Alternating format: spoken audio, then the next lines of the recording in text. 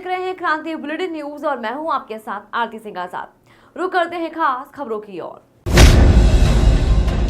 धर्मनगरी हरिद्वार के press club के सभागार में आज ऑल मीडिया जर्नलिस्ट एसोसिएशन का शपथ ग्रहण समारोह स्वामी ललिता गिरी जी की अध्यक्षता में आयोजित किया गया, जिसमें हरिद्वार के तमाम पदाधिकारियों सहित लक्सर की कार्यकारिणी ने भी शपथ ली।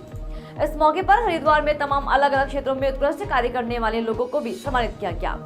समारोह की शुरुआत दीप प्रज्वलित करके और अतिथियों को फूल माला भेंट करके की गई। समारोह में मुख्य अतिथि के रूप में उपस्थित विधायक आदेश चौहान ने पत्रकारिता के घटते स्तर को लेकर चिंता जाहिर की। उन्होंने कहा कि ऑल मीडिया जर्नलिस्ट एसोसिएशन जैसे पत्रकार संगठन ही पत्रकारिता के स्तर को मजबूत करने का काम करेंगे। वहीं पत्रकार और विधायक उमेश कुमार ने पत्रकारों की समस्या को उठाते हुए कहा कि आज पत्रकारों को सैलरी नहीं मिलती, उनको उनके खर्चे के पैसे भी बड़ी मुश्किल से निकालने पड़ते हैं। सरकार इस तरफ ध्यान नहीं दे रही है। सरकार की तरफ से पत्रकारों के लिए बीमा की व्यवस्था की जाए और उनकी जिस तरह से भी मदद की जा सकती है की जाए। उन्होंने पत्रकारों का हेल्थ कार्ड बनाने की बात कही। इस मौके पर सूचना महानिदेशक बंसीधर तिवारी ने नवनियुक्त पदाधिकारियों को शुभकामनाएं देते हुए कहा कि सूचना विभाग पत्रकारों के हित में कार्य कर रही है। उन्होंने कहा कि पत्रकारों की भाषा में सौम्यता और शालीनता होनी चाहिए।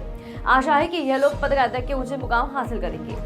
ऑल मीडिया जर्नलिस्ट एसोसिएशन के राष्ट्रीय अध्यक्ष अशोक मलिक ने कहा कि ऑल मीडिया जर्नलिस्ट एसोसिएशन, जो कि राष्ट्रीय स्तर पर national union of journalist India से संबद्ध है, उत्तराखंड में नए आयाम स्थापित करेगी और जो नवनियुक्त पदाधिकारी हैं वह अपने कर्तव्यों का निर्वहन करेंगे।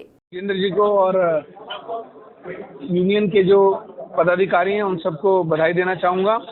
इसके अलावा जो हमारे हरिद्वार के सभी पत्रकार साथी हैं और उत्तराखंड के जो पत्रकार साथी यहाँ मौजूद हैं, उन सभी को मेरी तरफ से बहुत बहुत शुभकामनाएं।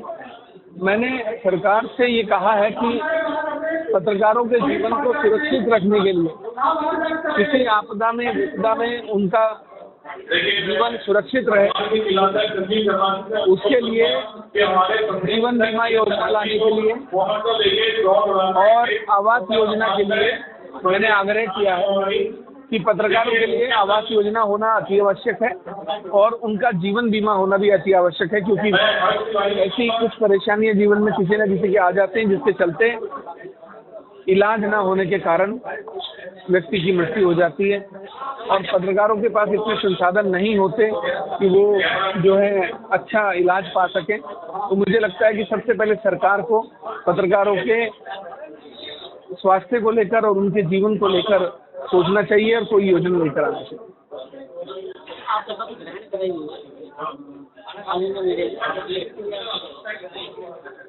आज ऑल इंडिया मीडिया शपथ ग्रहण कराइए, क्या मैंने शुरू में वही बताया, मैंने सभी को बधाई दी है। सभी जिन लोगों ने आज शपथ ली है वो अपना जिम्मेदारी से कर्तव्य निष्ठा के साथ अपना कर्तव्यों को निभाएं और समाज को दिशा दिखाएं। चौथा स्तंभ है, महत्वपूर्ण जिम्मेदारी है कंधों पर। हर पत्रकार का फर्ज बनता है कि वो समाज को एक अच्छी दिशा दे और समाज हित में पत्रकारिता करे। पंतनगर गोविंद वल्लभ पंत यूनिवर्सिटी निवासी आरटीआई कार्यकर्ता के साथ मारपीट का मामला सामने आया है। आरटीआई कार्यकर्ता ने स्थानीय कांग्रेस नेता और उसके साथियों पर मारपीट का आरोप लगाते हुए पंतनगर पुलिस को तहरीर देकर कार्रवाई की मांग की है। पुलिस ने मारपीट करने वाले कांग्रेस नेता के खिलाफ विभिन्न धाराओं में मुकदमा दर्ज कर कार्रवाई शुरू कर दी है। मामला आरटीआई से मांगी गई सूचना को लेकर बताया जा रहा है। फिलहाल पुलिस मामले की जांच कर रही है। बताते चले कि गोविंद वल्लभ पंत यूनिवर्सिटी निवासी आरटीआई कार्यकर्ता राजेश सिंह ने पुलिस को तहरीर देकर बताया कि शुक्रवार को सुबह लगभग 11 बजे अपने कार्य से संयुक्त निदेशक फसल अनुसंधान केंद्र में संयुक्त निदेशक से मिलने गया था तथा उनसे मिलने के बाद जब डेयरी फार्म जाने के लिए बाहर निकला तभी वहां सीआरसी प्रभारी समीर चतुर्वेदी उसे मिल गए, जिससे उनकी बातचीत होने लगी। इसी बीच पंतनगर निवासी कांग्रेस नेता महेंद्र शर्मा धमके और उसके साथ बिना बात के गाली गलौज करने लगा, जिसका उसके द्वारा विरोध किया गया तो कांग्रेस नेता महेंद्र शर्मा ने उसके साथ मारपीट शुरू कर दी। साथ ही महेंद्र शर्मा ने उसकी स्कूटी को क्षतिग्रस्त कर दिया। इतना ही नहीं, महेंद्र शर्मा ने अपने अन्य साथी हाकिम को भी वहां बुला लिया, जिसके बाद दोनों ने मिलकर उसके साथ मारपीट की, जिसमें उसका हाथ टूट गया और गंभीर चोटें भी आई हैं। वहीं आरटीआई कार्यकर्ता राजेश सिंह ने कांग्रेस नेता के खिलाफ पुलिस में तहरीर देकर कार्रवाई की मांग की। इधर पुलिस ने आरटीआई कार्यकर्ता राजेश सिंह की तहरीर पर कांग्रेस नेता महेंद्र शर्मा के खिलाफ 323, 504, 427 का मुकदमा दर्ज कर कार्रवाई शुरू कर दी है। फिलहाल पुलिस मामले की जांच कर रही है। उनसे मैं मिला था, डॉक्टर साहब से मिलने के बाद से उनसे मैं मिला और अपनी बात उनसे करके और मैं अपना निकल रहा था। बाहर निकला हूँ तो मुझे सुमित जी हैं चतुर्वेदी वहाँ प्रभारी हैं, वो मिल गए। तो एक जैसे कल्चर होता है, आदमी आमने सामने मिलता है तो भाई साहब नमस्कार नमस्कार, बस हमारी उनसे बात हुई। अब मैंने कहा मैं चल रहा हूँ, हम लोग बात ही कर रहे हैं, ये पीछे से आते हैं मुझ पर जो है ईटा पत्थर लेकर के अपना साहब जो है चालू स्कूटी पे मेरे मारा, मुझ पर मारा जो है। अब यहाँ में मेरे फ्रैक्चर आया है, मैं कल भी गया हूँ जो वहाँ परसों गया था, एक्सरे हुआ है मेरा इसमें जो है जिला अस्पताल में जो है। और कल डॉक्टर साहब ने मुझे वहाँ पे जो है उसका जो दे दिया सर्टिफिकेट दिया, उसमें वो चिकित्सा प्रमाण पत्र जिसमें दिया है तो उसमें जो है फ्रैक्चर जो है आया निकल के। मैं इसके लिए जो है कल मैं अपने कार्रवाई कानूनी कार्रवाई के लिए इनके विरुद्ध जो है कानूनी कार्रवाई तो मुझे करवानी है इनके विरुद्ध, क्योंकि इनसे मैं पीछे हटने वाला नहीं हूँ। इनके पीछे में इनके कार्य कारनामे जो भी हैं, इनकी नियुक्तियाँ तो मैंने देख रही, इनकी नियुक्तियाँ तक नहीं है। आज पुलिस प्रशासन को तो मैं अपना कहता हूँ कि जो भी हम अगर मेरे विरुद्ध भी कोई भी शिकायत है, पूर्णतः उसकी जो है एक एक चीज़ों की बिंदु मत एक एक बिंदु की मेरे विरुद्ध कोई शिकायत अगर हो आती है उसकी जांच करनी चाहिए, और जांच करके अगर मैं दोषी पाया जाता हूँ तो मेरे विरुद्ध भी कार्रवाई करें। लेकिन ये जो प्रवृत्ति दुष्ट प्रवृत्ति के लोग हैं, इनके लिए अगर इस तरह से घटेगी तो इनके दबाव में आकर के जो है पुलिस पर निवेदन करूँगा कि कोई कार्रवाई इस तरह की गलत कार्रवाई किसी के सही आदमी के संग नहीं होनी चाहिए। मैं राज्य हित में संस्था हित में करता रहूँगा, ये इनके दबाव में आने से मैं दबने वाला नहीं हूँ और न दबूंगा मैं। कोतवाली ज्वालापुर पर वसीम राव पुत्र समीम राव निवासी इब्राहिमपुर थाना पथरी हरिद्वार के लिखित तहरीर पर प्रतिवादी अब्दुल रज्जाक पुत्र शरफू निवासी ग्राम सराय ज्वालापुर हरिद्वार जो म्यूचुअल बेनिफिट लिमिटेड मुस्लिम फंड नामक संस्था पिछले 20 वर्षों से मेन रोड मोहल्ला हज्जावान ज्वालापुर में चला रहा था एवं जिसने वादी के 3.25 लाख रुपए के अतिरिक्त संस्था में अन्य व्यक्तियों द्वारा जवाधन को भी हड़प कर फरार हो जाने के संबंध में कोतवाली ज्वालापुर में आईपीसी की धाराओं 406-420 में पंजीकृत कर सरगर्मी से अभियुक्त की तलाश शुरू कर दी है। उपरोक्त संबंध में एसएसपी हरिद्वार अजय सिंह द्वारा मामले का संज्ञान लेते हुए प्रभारी निरीक्षक ज्वालापुर को तत्काल गहनता से मामले की जांच पड़ताल करने एवं अभियुक्त की गिरफ्तारी हेतु पुलिस टीम में गठित कर दिए गए। आवश्यक दिशा निर्देशों के क्रम में ज्वालापुर पुलिस द्वारा तत्काल अब्दुल रज्जाक व मुस्लिम फंड के बैंक ऑफ बड़ौदा एवं इंडियन ओवरसीज बैंक खातों को आज रविवार होने के बावजूद प्रबंधकों से लगातार एवं उच्च संपर्क कर पत्राचार कर फ्रीज किया गया। मामले में तेजी से कार्यवाही कर रही पुलिस की एक टीम अब्दुल रज्जाक की अचल संपत्तियों का पता लगा रही है, जिसके विक्रय पर रोक लगाने के लिए जिलाधिकारी हरिद्वार से पत्राचार किया गया है। वहीं दूसरी तरफ पुलिस टीमों द्वारा अभियुक्त की गिरफ्तारी हेतु उचित माध्यम से विभिन्न जांच एजेंसियों से संपर्क साधा जा रहा है। क्षेत्र में काफ़ी सारे जो लोग एकत्र हुए हैं उन्होंने बताया कि उन्होंने कबीर म्यूचुअल बेनिफिट निधि लिमिटेड करके एक कंपनी है जिसके माध्यम से उन्होंने अपने पैसे का निवेश किया हुआ है और काफ़ी वर्षों से इसमें काफ़ी लोग जुड़े हुए हैं और आज वो कंपनी का जो मेन जो उसका देखने वाला मालिक है वो फरार है। इसकी सूचना पर जो पुलिस ने भी प्राथमिक जांच की तो पता चला कि करीब 20 वर्षों से एक अब्दुल रज्जाक नाम का व्यक्ति है जिसने रजिस्टर ऑफ कंपनीज में अपनी ये रजिस्टर्ड कराई थी कंपनी और साथ ही साथ इसमें लोगों से धन के निवेश के मामले में छोटे से ज़्यादा धन तक एकत्र किया जा रहा था, जिसमें करीब अभी प्राथमिक जानकारी के अनुसार 10,000 से ज़्यादा लोगों ने निवेश किया था और 7 करोड़ से ज़्यादा का मतलब इन्वेस्टमेंट की हुई थी। चूँकि इन परिस्थितियों में यह व्यक्ति छोड़ के गया है और कितना लीगल काम हो रहा था, इस संबंध में आरबीआई और अन्य एजेंसीज के भी इसमें संपर्क किया गया है। साथ ही साथ चूँकि आम जन लोगों का ये मेहनत का पैसा है और उसको लेकर कहीं कोई बाहर देश छोड़ के ना चला जाए, इसलिए इसमें जो है इसमें अलर्ट भी इसमें इशू किया गया है, इसमें एलओसी इशू की गई है।